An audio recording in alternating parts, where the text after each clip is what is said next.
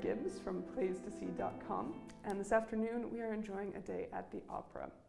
So with me today is Ricardo Panela, a recipient of the Opera Awards Foundation bursary and a notable baritone. So Ricardo, thank you for joining me. Thank you. To start off, can you tell me a little bit about yourself? Yeah, well, so I come from Portugal. I've lived in London for the last 8 years.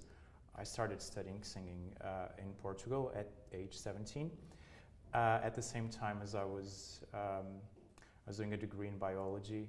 At the same time as I started studying singing, and then 3 years into it, I decided to go into music full time.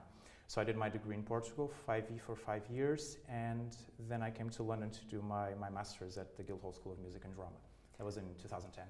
And were you immediately attracted to opera, or did that develop gradually? No, no. So I started studying music when I was 9, and that was piano. I started studying the piano, and then during my teenage years, I started realizing that I enjoyed singing, but not really classical singing. You know, I was a child of the 90s. I was growing up with power ballads, and I was just singing power ballads in front of the mirror. And I started doing some concerts with a local band, and then I decided, you know, maybe I should take some singing lessons just to know a little bit more what I'm doing. And when I started studying singing at my local conservatoire, this was at age 17, because what my teacher and what was taught at the conservatoire was opera. That's how I started going into it as a performer and as an opera singer. I already knew about it from listening to recordings, and I knew from studying piano. I obviously had some knowledge of classical music, but I didn't start taking singing lessons with the objective of becoming an opera singer. It just gradually kind of took over once I've started learning how to do it. Okay. Well, and you've performed in quite a variety of productions. So, do you have a favorite role? Can I pick more than one? Top 3. Okay, top 3. Yeah, fair enough. I would have to say, well, I'll maybe pick a top 2. Definitely my favorite role from everything I've performed so far is a role that I've done very recently last year, which was the title role in Mad King Sweeney, which is a contemporary opera, and then after Sweeney, probably Count in The Marriage of Figaro. Mm-hmm. But top one, number one is definitely Sweeney. And now, as a baritone, you play quite a few villains. Is that a positive or a negative? It can become repetitive. It's fun. Don't get me wrong. It's a lot of fun to be the bad guy. But as a baritone, you either play the villain, you play the comic role, and very rarely you'll play the lover. And what I've enjoyed the most about Sweeney is that it's very rare that as a baritone you have the opportunity to play the kind of tragic hero, and Sweeney allowed me to do that, and it allowed me to tap into a register that I hadn't explored before, and I completely fell in love with the experience, because villains are not one-dimensional, but comic roles can be a little bit one-dimensional.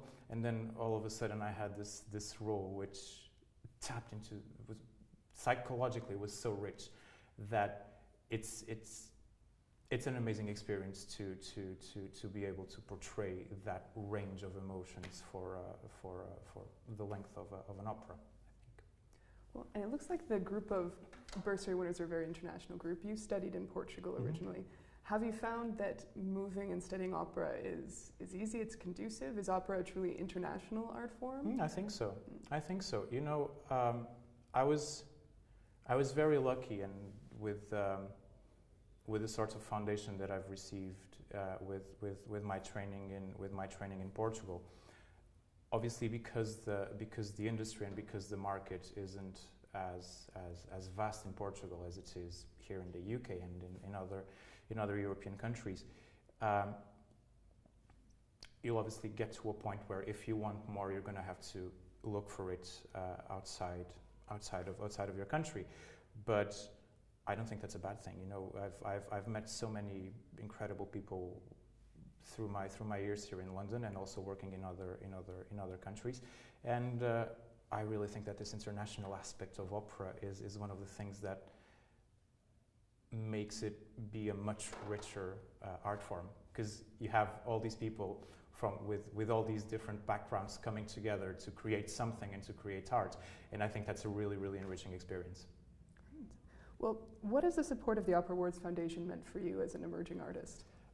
It was so for the 2 years that I received a bursary, it was incredible, because as an emerging artist, let's be realistic, budget can become a little bit of an issue, and it's an expensive career to pursue, because you've got to pay for your singing lessons, you've got to pay for your coaching, you've got to pay to travel to auditions, so not only traveling costs but accommodation costs as well. So being a bursary winner for those 2 years allowed me to, you know, have this budget that I knew was there to support my singing lessons and my coaching and my career-related expenses for those 2 years.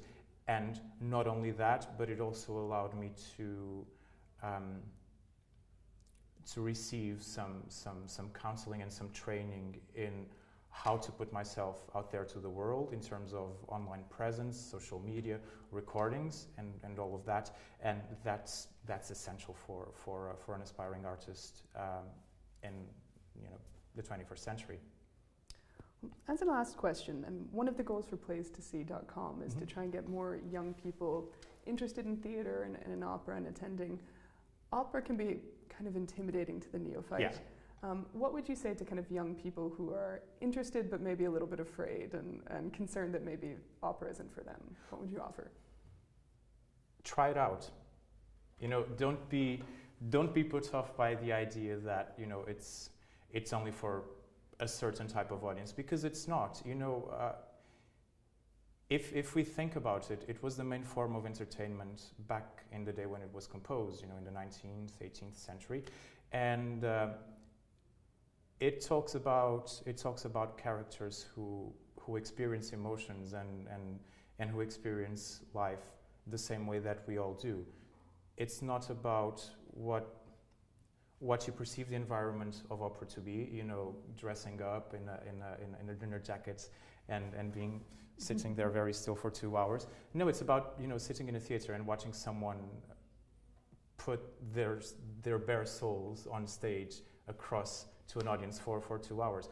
And I think there's something very powerful about sitting in a theater and watching someone and hearing someone emote in such an honest way and to such powerful music for 2 hours or whatever the length of an opera is. Sounds great. Well, thank you so much for You're talking very to me welcome. today. You're welcome.